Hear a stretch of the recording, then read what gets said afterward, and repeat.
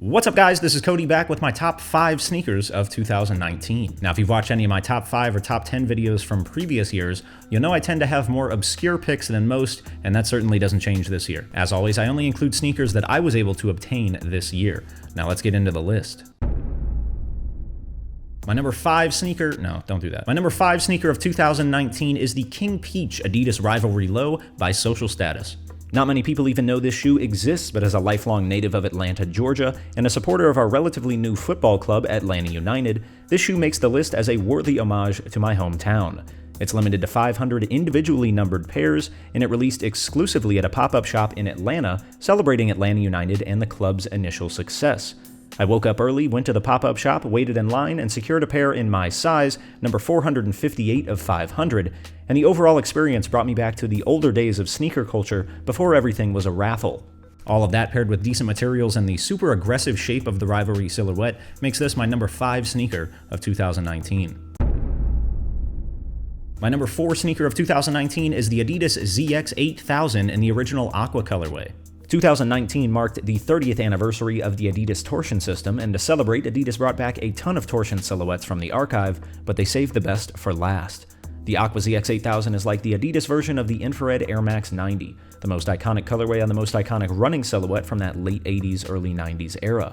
The last time it released was in 2013, but for its 30th anniversary, Adidas gave it more of a desaturated look to make it more true to the original. Simply put, it's an iconic Adidas shoe that I've been waiting to get my hands on, and if you haven't already, go check out my new closer look at this shoe.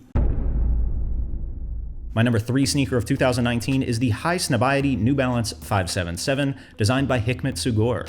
The High Snob 577 is another obscure pick on my list, but the story behind it is what makes it one of my favorite releases of the year. Hikmet Sugor was the man behind all of the iconic Soulbox New Balance collaborations from what I consider the golden age of New Balance. He is a master of color blocking and a master of UK-made New Balance silhouettes, but that came to an end in 2009 with the Soulbox Finals 1500, his final New Balance collaboration. After a 10-year hiatus, he returned to New Balance for High Snobiety, designing his first 577 colorway using his classic Devil color blocking in pink and light gray with a classic gum bottom. This shoe brought me back to an era where runner collaborations were the most anticipated shoes of the year, and that nostalgia paired with Hikmet's return to New Balance for the first time in 10 years makes this my number 3 sneaker of 2019. There we go. Bodied that one.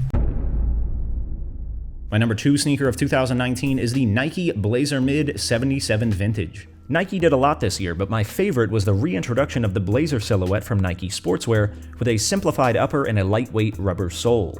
It debuted in January with a 3-pack of simple colorways including this lucid green colorway, and featured an okay leather upper with decent suede accents.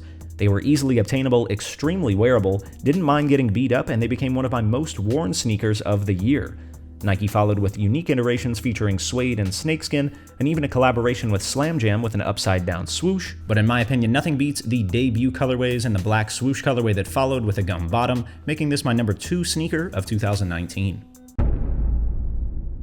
My number 1 sneaker of 2019 is the Adidas ZX 10000. My favorite sneaker of the year is my favorite story in sneakers of the year. The ZX 10000 is the only new design on my list.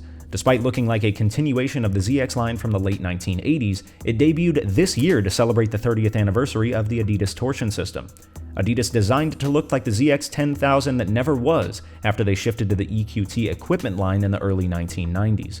They followed the original design language, used a colorful debut colorway similar to the ZX models before it, and most importantly, brought back the original designer of the ZX line to help with the design process. The end product is a retro runner built for 2019, a lightweight, comfortable silhouette with great suede and a great story, making this my number 1 sneaker of 2019. And that will wrap up my top 5 sneakers of 2019. If it wasn't obvious, this year I valued the storytelling behind the product more than public perception or hype, giving me a more obscure list than most. In the comments below, let me know your thoughts on my picks, and let me know what your favorite sneaker of 2019 was. Until next time, this has been Cody Templet and my top 5 sneakers of 2019.